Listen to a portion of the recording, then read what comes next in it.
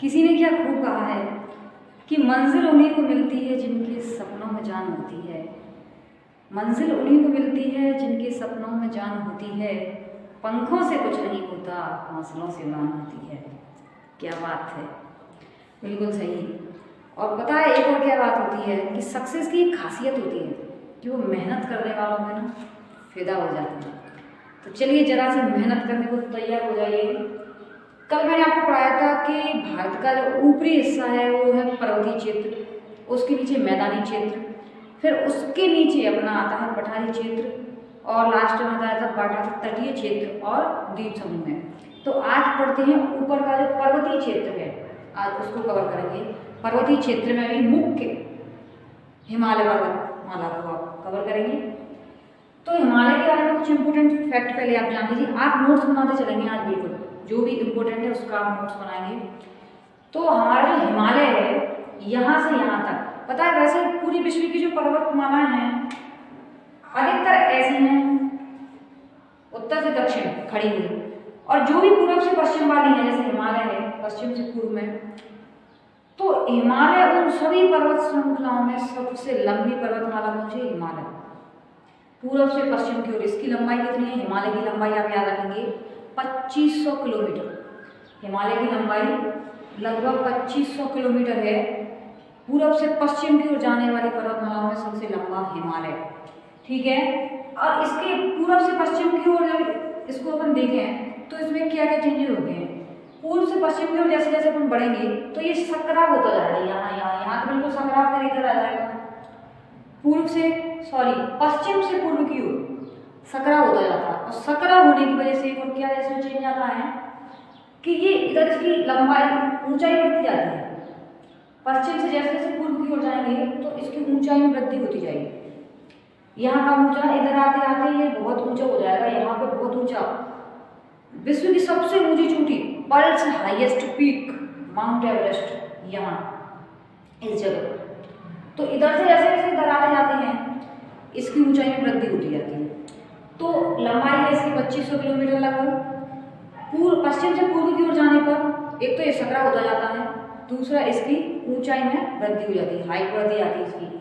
और क्या है ये क्षेत्रफल इसका लगभग 5 लाख वर्ग किलोमीटर, लगभग 5 लाख वर्ग किलोमीटर एरिया में अपना हिमालय पूरा फैला हुआ है।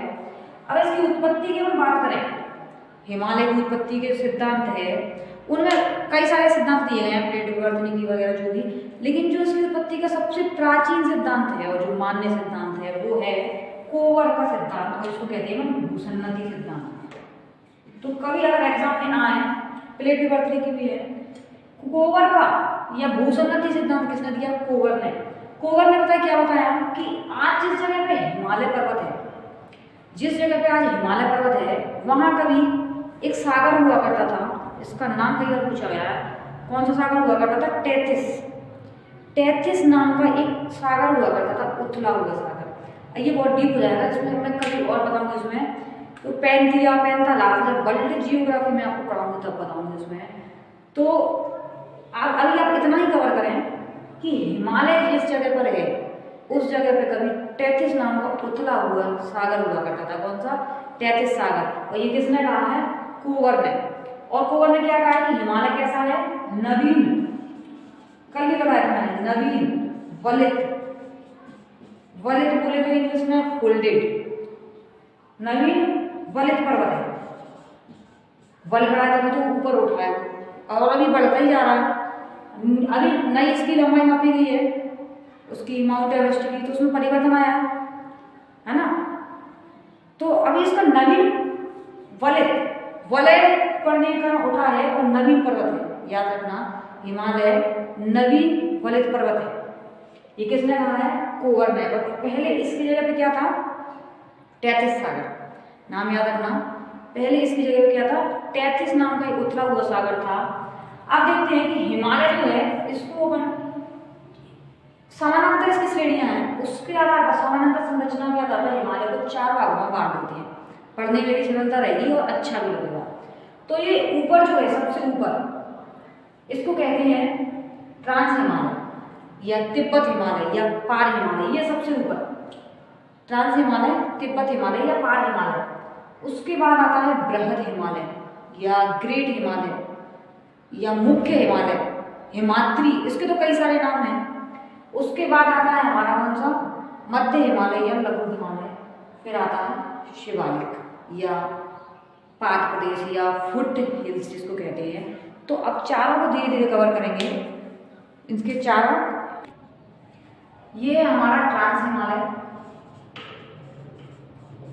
ट्रांस हिमालय या इसी को तिब्बत हिमालय या पार हिमालय कहते हैं। उसके बाद हमारा आता है बृहद हिमालय या ग्रेट हिमालय या मुख्य हिमालय, हिमाद्री, आंतरिक हिमालय, इसके कई सारे नाम हैं।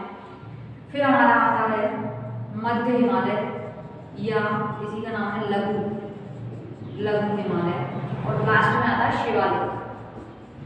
चारों का नाम आप याद रखिए और बारी बारी से मैं आपको पढ़ाती जाऊंगी। चारों का नाम आप देख लीजिएगा, ट्रांस हिमालय ये, उसके बाद हमारा बृहद हिमालय, मध्य या लघु हिमालय और शिवालिक। लास्ट में सबसे नीचे उसका हिस्सा है, इसको फुट हिल्स या पाद प्रदेश कहते हैं, शिवालिक। ठीक है, इसको आप एक नजर में देख लीजिए। पहले ऊपर ट्रांस हिमालय, बृहद, लघु और लास्ट में शिवालिक। ट्रांस हिमालय, बृहद, लघु, शिवालिक। ठीक है, चारों को कवर करना है। देखिए अब पहले तो इतना देख लो कि जो हिमालय है ना, ऐसे सकरा हुआ हो कि पहले ऐसे चला जाता है, फिर यहाँ से इधर मुड़ जाता है, कुछ इधर भी मुड़ जाता है यहाँ। तो जो इधर मुड़ता है यहाँ पर, उसको कहते हैं सुलेमान श्रेणियाँ। मैंने कहीं पढ़ा हूँ आपको, तो सुलेमान श्रेणी ये पाकिस्तान में है, यहाँ सुलेमान श्रेणियाँ। और इधर कुछ हिस्सा इसका इधर मुड़ जाता है, इसको हिंदुकुश पर्वत कहते हैं। हिस्ट्री में पढ़ाया हुआ हिंदुकुश पर्वत है, आर्य आए थे, ये अफगानिस्तान में है यहाँ पर, और ये पाकिस्तान में है। क्या नाम है, सुलेमान श्रेणियाँ। ये नीचे में हो जाता है ऐसे ऐसे, ये कुछ हिस्सा यहाँ आ जाता है इधर होके इधर, इसमें अपने पूर्वोत्तर भारत में। तो उनको मैं बाद में पढ़ाऊंगा, पूर्वोत्तर भारत की श्रेणियाँ, नागा हिल्स, मीजो, पटकई, जो भी हैं सभी को मैं आपको बाद में कवर कराऊंगी। आप पहले सिर्फ हिमालय के 4 भाग दीजिए, ट्रांस हिमालय, बृहद हिमालय, लघु हिमालय और शिवालिक हिमालय। ठीक है, अब वन बाई वन इन सभी को देखेंगे। पहले अपन देखेंगे ट्रांस हिमालय को, पहले कवर करेंगे ट्रांस हिमालय को। हिमालय के 4 भागों को कवर करेंगे धीरे धीरे। पहले देखना ट्रांस हिमालय या तिब्बत हिमालय, अच्छे से कवर करेंगे। अब सिर्फ मैंने इतना लिया है अभी इसमें, किसको, ट्रांस हिमालय को, अपने जम्मू कश्मीर में जो है। तो ट्रांस हिमालय जो है, इसकी खुद की 4 श्रेणियां हैं। ट्रांस हिमालय की कितनी, 4 श्रेणियां। इन 4 श्रेणियों को आपको याद रखना है। पहली श्रेणी क्रम से याद रखना है, कराकोरम या काराकोरम, कराकोरम श्रेणी। दूसरी है लद्दाख श्रेणी, फिर है जॉस्कर श्रेणी, और ये है पीर पंजाब।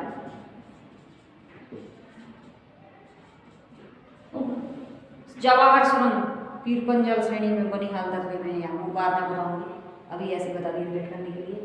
तो ये किसके हिस्से हैं, सारे सारे इसके ट्रांस हिमालय की श्रेणियां हैं। ये ट्रांस हिमालय की ही ये खुद कितनी ऐसे ऐसे करके खुद ही 4 श्रेणियों में विभाजित है ट्रांस हिमालय। तो आप इस क्रम से देखो, आप पीर पंजाब को छोड़कर इन तीनों का क्रम देखो, आपने कई बार पूछा गया, सिर्फ पीर पंजाब को छोड़कर। तो आप उत्तर से दक्षिण इनका क्रम याद करेंगे, बोलेंगे मेरे साथ कई बार, कराकोरम, लद्दाख, जॉस्कर, कराकोरम, लद्दाख, जॉस्कर, पीर पंजाबी बोल दीजिए, कोई दिक्कत नहीं है। ये कराकोरम से मैंने के लिख दिया एल और जे, KLJP, 4 का नाम लिख दिया KLJP। हालांकि इनको पूरे नाम से याद कर लो, कराकोरम, लद्दाख, जॉस्कर, पीर पंजाब, कराकोरम, लद्दाख, जॉस्कर, पीर पंजाब। इनका क्रम उत्तर से दक्षिण कई बार पूछा गया है, आप दक्षिण से उत्तर में इनका क्रम देख लीजिए। सबसे पहले जॉस्कर, अगर इसको शामिल नहीं करें तो इसको भी शामिल करो, पीर पंजाब, जॉस्कर, लद्दाख, कराकोरम। अब उत्तर से बोलिए, कराकोरम, लद्दाख, जॉस्कर और पीर पंजाब, कराकोरम, लद्दाख, जॉस्कर, पीर पंजाब। फिर से बोलिए, कराकोरम, लद्दाख, जॉस्कर, पीर पंजाब। किसके भाग हैं, ट्रांस हिमालय की श्रेणियां 4, किसकी, ट्रांस हिमालय की 4 श्रेणियां, कराकोरम, लद्दाख, जॉस्कर, पीर पंजाब, कराकोरम, लद्दाख, जॉस्कर, पीर पंजाब। अब ये कराकोरम श्रेणी जो है, इसकी ऊंची चोटियां पूछी जाती है कराकोरम की। तो देखिए इसमें 4 चोटियां हैं वैसे तो, लेकिन याद आपको 2 ही रखना है। क्या है, K1, K2, K3 और K4, K3 छोटी, K1 भी छोटी है, K2 याद रखना है, K2 K4। आपने सुना होगा कि भारत की सबसे ऊंची चोटी K2 क्या है, K2, मैं इसको यहाँ लिख दूँ K2, भारत की सबसे ऊंची चोटी K2। इसका पूरा नाम कराकोरम 2, आप नोट करते चले सब कुछ, कराकोरम 2, भारत की सबसे ऊंची चोटी K2। इसका ही दूसरा नाम क्या है, Godwin Austin, Godwin Austin, Karakoram 2 क्या है इसका पूरा नाम, गार्डविन ऑस्टिन। और ये किस श्रेणी में है, कराकोरम में, आप याद रखें किस श्रेणी में है ये, कराकोरम श्रेणी में, गार्डविन ऑस्टिन। और इसकी ऊंचाई आपको याद रखनी है, कराकोरम 2 8611 मीटर, मेरा मतलब है 8611, मैं ऐसे याद करके 8611 बोल दिया, ऐसे याद किया था।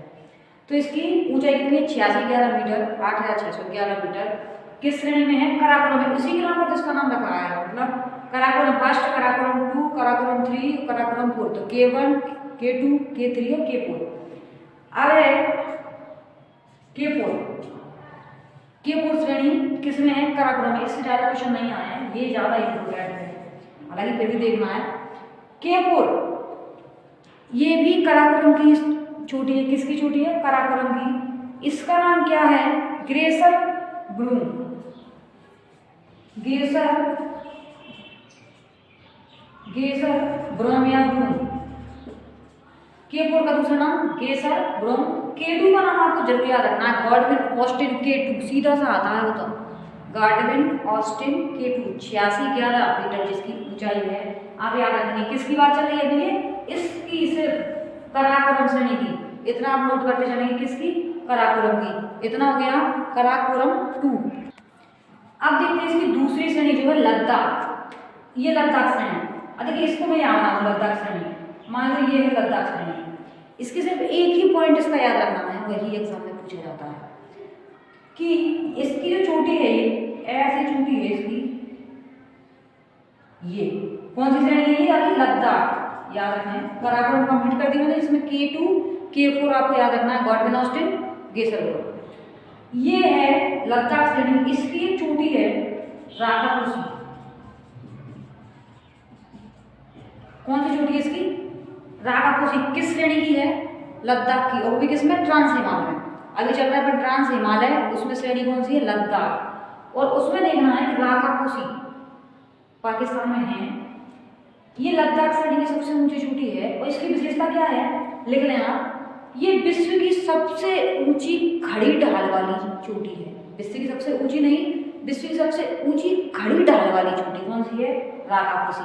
खड़ी ढाल का मतलब समझ, वैसे कैसे उठी चोटियां, ऐसे नॉर्थ टाइप ये चोटी, ये सबसे खड़ी ढाल वाली चोटी है। मान लो यहाँ पे आप खड़े हो या खड़े हो, यहाँ पे कोई आप खड़े हो, यहाँ सीमा दीदी आई और आपने सीमा दीदी ने गुलाब से डरा दिया, आपको सीधा गिरोगे इसमें। ऐसे में क्या होता है कि ऐसे लड़कते आए या कुछ अड़चन आ गया, थोड़ा आ गया तो रुक जाओगे। इसमें खड़ी ढाल की सीधा यहाँ से गिरोगे नीचे, मतलब समझ गए। विश्व की सबसे ऊंची खड़ी ढाल की चोटी राकापुसी किस श्रेणी में है, लद्दाख में। और लद्दाख किस हिमालय में, ट्रांस हिमालय में, इतना आप याद रखेंगे। उसके बाद जोस्पर पीर पंजाब में कुछ खास ज्यादा है नहीं है याद करना, सिर्फ याद रखना कि जोस्पर श्रेणी किस हिमालय में, ट्रांस हिमालय में। एक और खास बात कि जो अपनी सिंधु नदी बहती है वो किन दो श्रेणियों के बीच बहती है, इन दोनों के बीच, यहाँ बहती है सिंधु नदी, लद्दाख और जोस्पर के बीच, बस इसमें याद रखना कौन सी, सिंधु नदी लद्दाख और जोस्पर के बीच बहती है। किन दो श्रेणियों के बीच, लद्दाख और जोस्पर। पीर पंजाब में जवाब सुरंग वगैरह आएंगी तो वो मैं सुरंग वाला और दर्रे वाली चैप्टर में आपको पढ़ाऊंगी, अभी इसमें पढ़ने की आपको जरूरत नहीं है। अब कराकोरम श्रेणी जो है इसकी ग्लेशियर ऊंचाई पर है ट्रांस हिमालय, तो उसमें कराकोरम उसकी सबसे ऊंची चोटी है, श्रेणी है। ट्रांस हिमालय ऊंचाई पर कितनी ऊंचाई पर है, लगभग 6000 मीटर ऊंचाई है इसकी, किसकी, पूरे ट्रांस हिमालय की। एवरेज हाइट है इसकी 6000 मीटर। तो इसकी इतनी ऊंचाई पर जब है तो उसकी कराकोरम श्रेणी में जो दर्रे वो है ग्लेशियर वो पूछे जाती हैं। ग्लेशियर जो बर्फ के पर्वत, तो ग्लेशियर इसमें कौन कौन से स्थितियों पूछे जाते हैं। इसमें जो पहला इंपोर्टेंट ग्लेशियर है वो है सियाचिन, आपने नाम सुना ही होगा, सियाचिन ग्लेशियर। ये विश्व का सबसे ऊंचाई पर स्थित ठंडा युद्ध स्थल है। कौन सा? सियाचिन। विश्व का सबसे ऊंचा शीत युद्ध स्थल सियाचिन है। -55 में इसका टेम्परेचर रहता है। सैनिक थक कर अगर लेट गए ना, तो जब जाएंगे तो बर्फ से ढके हुए मिलते हैं, खुद ही नहीं उठ पाते। इतनी कठिन परिस्थिति में सैनिक रहकर वहां डट कर युद्ध करते हैं। सियाचिन ग्लेशियर किसके है? ये कराकोरम श्रेणी के ग्लेशियर। दूसरा इंपॉर्टेंट ग्लेशियर है हिस्पार। तीसरा है बाल्टोरो या बाल्टोरा। चौथा इंपॉर्टेंट ग्लेशियर बियाफो।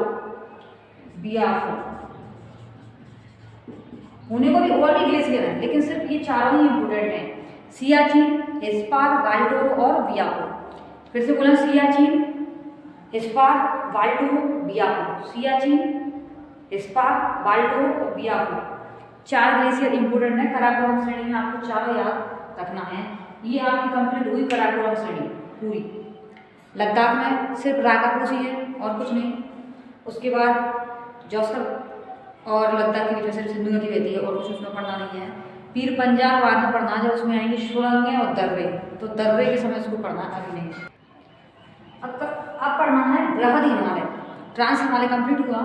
बृहद हिमालय ये वाला बृहद हिमालय या इसको कहते हैं पर महान हिमालय, आंतरिक हिमालय या हिमाद्री, बर्फ सदा छाई रहती है। ये दोनों ही बहुत ऊंचाई पर है, ये वाला और ये वाला हिमालय के ये दो भाग बहुत ज़्यादा ऊंचाई पर है। ये मैंने अभी बताया 6000 मीटर। ये उससे भी ऊंचा, सबसे ऊंचा पूछे, ये उससे भी ऊंचा। कौन सा? बृहद हिमालय 6100 मीटर, 6100 मीटर ऊंचा है। कौन सा? बृहद हिमालय या ग्रेट हिमालय। इसी में तो विश्व की सबसे ऊंची चोटी है बृहद हिमालय। कौन सी? Mount Everest. सबसे ऊंची चोटी कौन से हिमालय में है? इसमें, इसीलिए इसको मुख्य हिमालय कहा गया, या बृहद हिमालय, आंतरिक हिमालय और बर्फ से सदा ढका रहने की वजह से हिमाद्री। अब ये बताइए कि रहना इन चारों भाग में से कहाँ रहना सबसे ठीक रहेगा, उचित कहाँ रहेगा?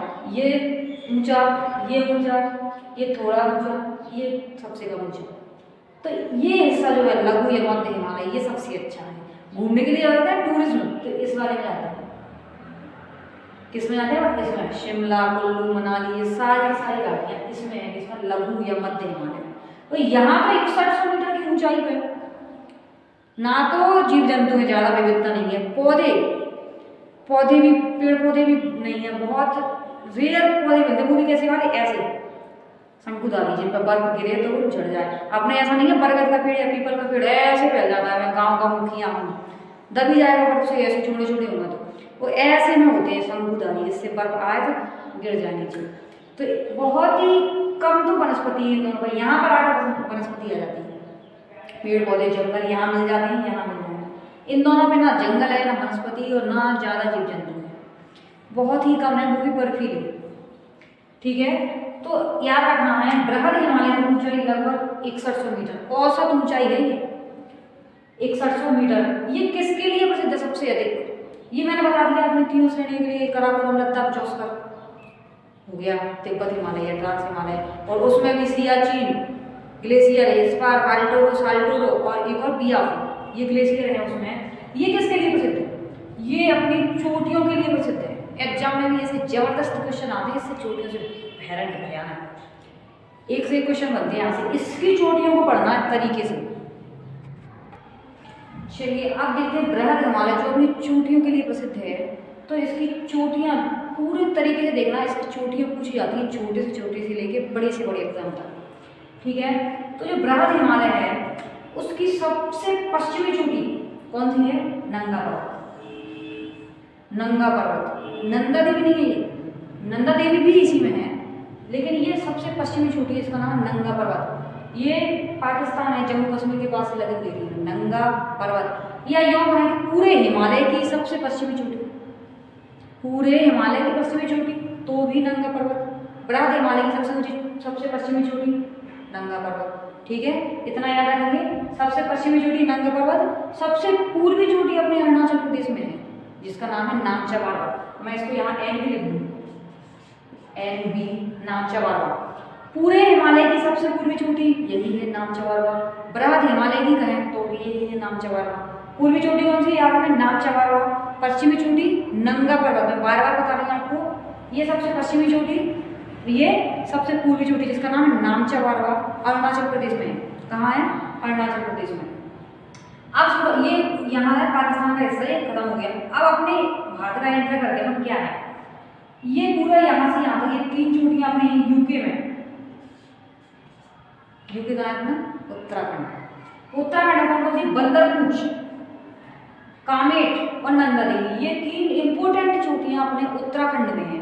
बंदरपूछ, कामेट और नंदा देवी।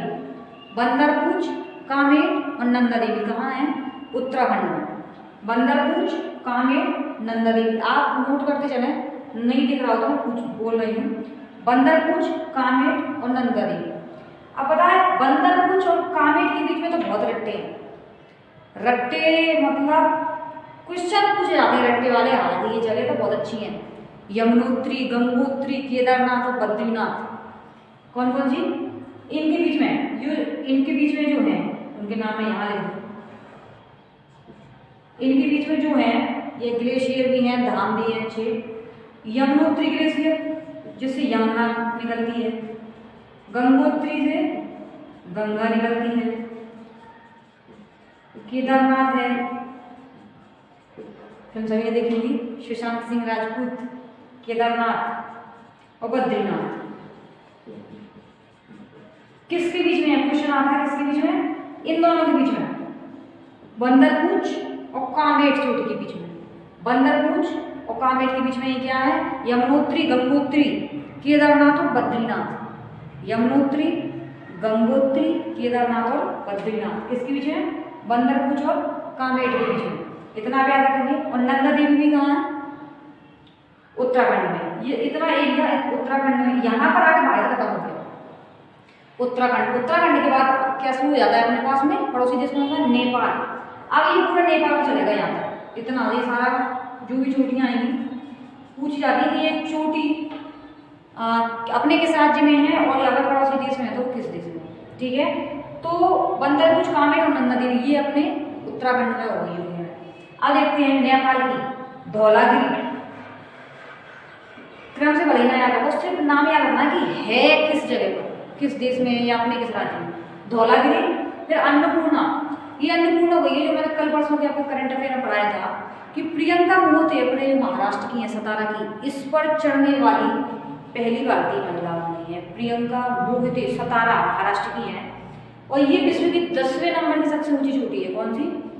अन्नपूर्णा, नेपाल में स्थित है। कहाँ पर स्थित है? अब पहला क्वेश्चन तो यही बनता है, कहाँ स्थित है? ये फेमस हो गई है, अपने लिए इम्पोर्टेंट है ये। अन्नपूर्णा नेपाल में है और प्रियंका मोहते इस पर चढ़ने वाली पहली भारतीय महिला बन गई है। फिर है गौरीशंकर। इसके बाद क्रम तो याद ना रखें, आप सिर्फ नंबर याद रखें। वैसे तो धौलागिरी, अन्नपूर्णा, मसाली। कैसे याद रखेंगे? धोया किसको? अन्न को, अनाज को धोती हैं। फिर पकाया मसाले में, बिना मसाले की बनता नहीं है। फिर गौरीशंकर आए, जब पूरा पक गया गौरीशंकर आए। इसके बाद एक और है बीच में यहाँ पे छुयू, वो मैंने लिखा नहीं है, इतना इंपॉर्टेंट नहीं याद आ रही। धौलागिरी, अन्नपूर्णा, गौरीशंकर, मसालू, छुयू। जब धुल गया, बन गया, पक गया, मसाला डल गया तो गौरीशंकर आए और छुयू हो गए। इसके बाद ये मैंने ऊंचा से इसलिए बनाया क्योंकि ये विश्व की सबसे ऊंची चोटी कौन सी है? Mount Everest. विश्व की सबसे ऊंची चोटी माउंट एवरेस्ट। इसकी ऊंचाई आप बिल्कुल याद रखें, 88.48 और 0.86। ये नवीनतम इसकी, अभी आपने तो एपिसोड पढ़ा करंट में, हिमालय पर्वत कितना ऊंचा उठ गया? 86 सेंटीमीटर। पहले कितना था? 8848 मीटर। अभी आप नहीं नापिएंगे तो 8848.86 मीटर निकली, मतलब 86 सेंटीमीटर वो बढ़ गया। मैंने अभी बताया नवीन बलित पर्वत, उसमें बलय पड़ रहा है, अभी उठ रहा है, काम चालू है उसमें, तो कितना बढ़ गया वो? 86 सेंटीमीटर 15 वर्षों में। याद रखें, माउंट एवरेस्ट विश्व की सबसे ऊंची चोटी किस देश में है? नेपाल में। और माउंट एवरेस्ट का नेपाल में सबको पता है किस नाम से जाना जाता है? माउंट एवरेस्ट को सागर माथा। किस नाम से जानते हैं इसको? सागर माथा। और तिब्बत के लोग इसको चोमुलुंगमा कहते हैं। क्या? चोमुलुंगमा। जब आप पढ़ते थे बड़े इंटरेस्ट से पढ़ा जाता था, क्योंकि बताने का बात नहीं था। चार चार बार एक चीज पढ़ते हैं। चोमुलुंगमा कैसा नाम है? चोमुलुंगमा। तिब्बत के लोग कहते हैं चाइनीज, लेकिन नेपाल में क्या कहते हैं उसको? सागर माता। और बाकी पूरे वर्ल्ड में किस नाम से फेमस है? माउंट एवरेस्ट के नाम से फेमस है। उसके बाद इसके पूर्व में, दक्षिण पूर्व में एक चोटी है जिसका नाम मकालू। मकालू की बार सिचुएशन पूछी गई थी कहाँ स्थित है, तो माउंट एवरेस्ट के पूर्व में या दक्षिण पूर्व में कौन सी है? मकालू। ठीक है, ये होगा नेपाल का। धौलागिरी, अन्नपूर्णा, मसालू, गौरीशंकर, चुयू, माउंट एवरेस्ट और मकालू, ये इतनी नेपाल में है, इतनी चोटियाँ। अब यहाँ से फिर से अपना भारत शुरू हो गया हमारा सिक्किम से। नेपाल का था, अब फिर से भारत शुरू हो सिक्किम। ये सिक्किम में बहुत ही इम्पोर्टेंट चोटी है, भारत की सबसे, भारत में स्थित हिमालय की सबसे ऊंची चोटी कंचनजंगा। भारत में स्थित हिमालय की जो सबसे ऊंची चोटी कौन सी? कंचनजंगा। क्योंकि ये तो अभी मैंने बताया जो इसमें जो थी K2 वो पीओके में आती है। पीओके समझते हैं ना, जिसपे पाकिस्तान ने अपना अधिकार जमा रखा है, तो पीओके में आती है। ये है भारत में स्थित हिमालय की सबसे ऊंची चोटी, जिसकी ऊंचाई है 85-86 मीटर, मतलब 8,586 मीटर। 8,586 मीटर। कंचनजंगा कहाँ है? सिक्किम में। यूनेस्को की विश्व धरोहर स्थल में शामिल, सांस्कृतिक भी और प्राकृतिक भी। उसके बाद सबसे पूर्वी चोटी मैंने बताई थी नामचावार, कहाँ है? अरुणाचल प्रदेश में। बस एक बार और नजर मान लें, नंगा पर्वत सबसे पश्चिमी चोटी, और बंदरपूछ, कामेट, नंदा देवी। बंदरपूछ और कामेट के बीच में अपने यमुनोत्री, गंगोत्री, केदारनाथ, बद्रीनाथ स्थित है, और नंदा देवी। उसके बाद धौलागिरी, अन्नपूर्णा, गौरीशंकर, मसालू, माउंट एवरेस्ट, मकालू, और फिर आया था भारत, उसमें कंचनजंगा। भारत में स्थित हिमालय की सबसे ऊंची चोटी कंचनजंगा। उसके बाद नेपाल, नामचावार अरुणाचल प्रदेश में। तो आप याद रखेंगे इतना। माउंट एवरेस्ट की ऊंचाई याद रखें आप 8848.86 मीटर, या लगभग पेपर में आएगा 8849 मीटर। ठीक है, या लगभग में आएगा या एक्सेप्ट आएगा। और साथ ही साथ कंचनजंगा की भी याद रखें 85-86 मीटर। कराकोरम 2 की मैंने बताई थी, गॉडविन ऑस्ट्रेलिया 8611 मीटर, 8611 मीटर। अब नंबर आता है मध्य या लघु हिमालय का, इसका, इस वाले का। ये हो गया 6000 मीटर ट्रांस हिमालय, 6100 मीटर बृहद हिमालय। उसके बाद इसका नंबर आता है, ये है हमारा लघु या मध्य हिमालय, लघु, मध्य या मिडिल हिमालय। इसकी ऊंचाई ज़्यादा नहीं है, 3000 मीटर है। ये ठीक ठाक है। ये टूरिज्म स्पॉट इसी में स्थित है, सारे सारे जो अपन घूमना पसंद करते हैं सभी लोग जाते हैं, आप भी जाइएगा, तो इसी में है सारे। ये इसकी ऊंचाई है 3000, ट्रांस हिमालय की 6000 मीटर, बृहद हिमालय की 6100 मीटर, इसकी 3000 मीटर, लगभग आधी ही है। ये बिल्कुल अच्छा है, मीडियम है, बहुत ज़्यादा बर्फ भी नहीं रहती है, समय समय पर इसमें घूमने लायक है। तो इसमें जो पर्यटन के लिए फेमस है, पूछी जाती है, वो क्या है इसमें? कुल्लू, कुल्लू घाटी, कुल्लू मनाली, खूब नाम सुना होगा, आप गए भी होंगे, आपने सोच लो। कुल्लू, मनाली, शिमला, डलहौजी, रानीखेत, तो मसूरी। मसूरी का नाम सुनकर ही ठंडी सी, अजीब सी, शांति सी मिल जाती है मसूरी। ठीक है, कुल्लू, मनाली, शिमला, डलहौजी, रानीखेत और मसूरी जैसे घूमने वाले जो टूरिज्म अपने स्पॉट सारे सारे कहाँ पर हैं? लघु हिमालय में या मिडिल हिमालय में। उसके बाद इसमें मैंने बताया था जरा सा जंगल भी इसमें पाया जाता है, क्योंकि इतनी बर्फ नहीं रहती, टाइम टाइम पर बर्फ पिघल भी जाती है। तो जंगल कहाँ पाया जाता है? लघु हिमालय में। जंगल किसमें? लघु हिमालय में। उसके बाद इसमें क्या है, बर्फ जरा सी पिघल जाती है थोड़ी सी, यहाँ पे क्या है, सनराइज पहुँच जाती है, तो घास भी उग जाता है। जो घास स्थल है उनसे क्वेश्चन कई बार पूछा गया है कि कौन सा घास स्थल को क्या नाम दिया गया है किस राज्य में? तो यहाँ के लघु हिमालय में जो घास स्थल हैं उनको मर्ग नाम दिया जाता है। किस राज्य में? जम्मू कश्मीर में। तो इनको क्या था? मर्ग। आपने नाम सुना हो गुलमर्ग। क्या? गुलमर्ग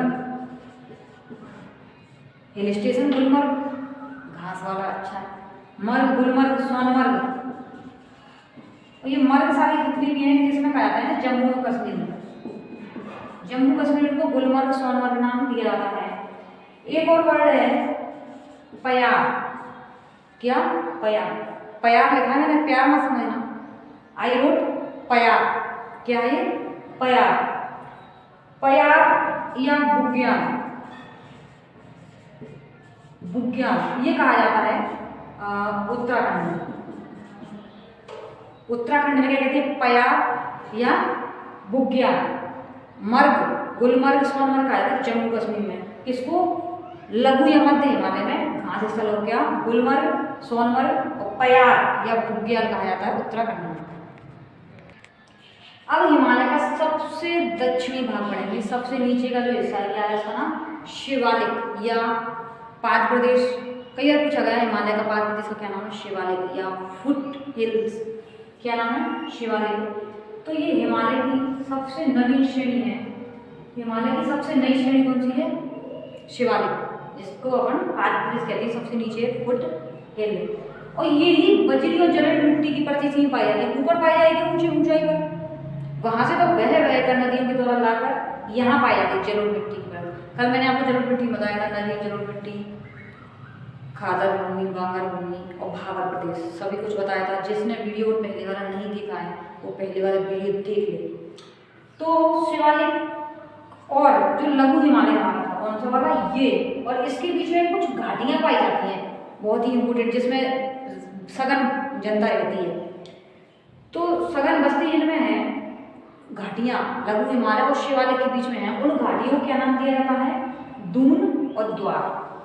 क्या कहते हैं उन्हें, दून और द्वार। दून सुना होगा, देहरादून, और द्वार हरिद्वार। दून, द्वार, हरिद्वार जो भी है, उन घाटियों का नाम है। किस किस बीच में, शिवालिक और मिडिल हिमालय के बीच में। तो याद रखना, शिवालय लघु हिमालय के बीच की घाटियां दून, द्वार, और ये सबसे नवीन श्रेणी है। सबसे हिमालय की सबसे अगर पुराना भाग पूछे तो ट्रांस हिमालय है, याद रखना कौन सा, ट्रांस हिमालय।